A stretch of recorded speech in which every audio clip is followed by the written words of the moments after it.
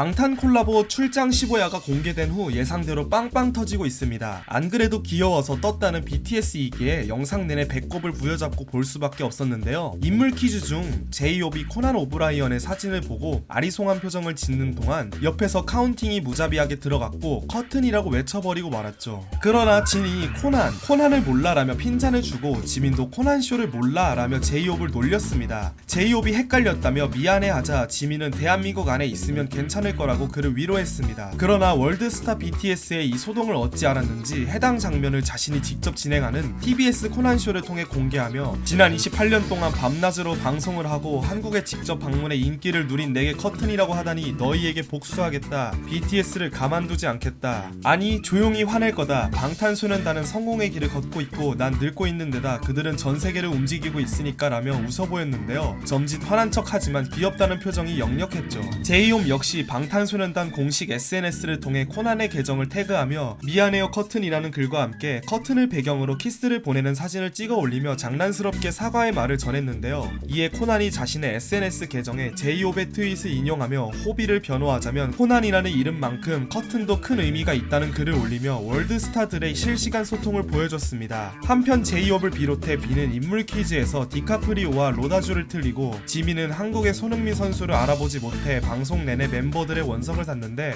코난 오브라이언을 알아보지 못한 제이홉에게 대한민국 안에 있으면 괜찮다고 위로했던 지민은 당장 출국해야 할 위기에 처했습니다.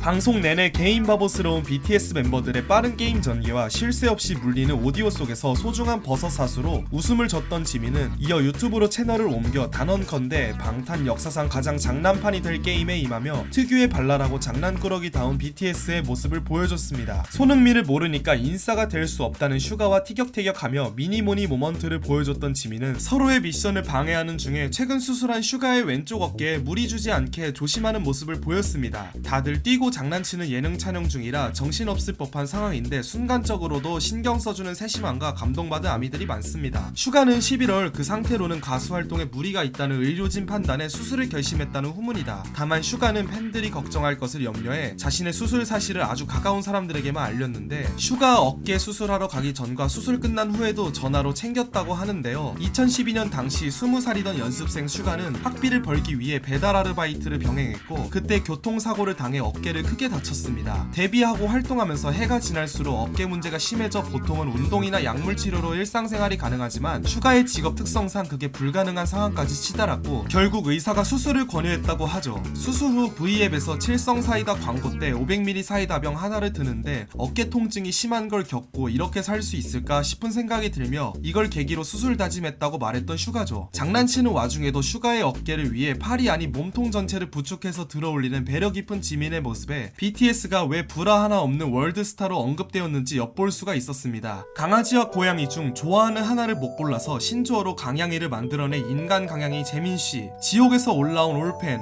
아미도 한 수 접는 올펜으로 불리는 인간 천사 지민은 멤버들과 마흔까지 숙소 생활하겠다고 밝힌 바 있는데요. 이번 5월 24일 시작될 활동도 피곤할 스케줄이지만 건강하고 사이좋게 잘 이어나갈 거라 믿습니다.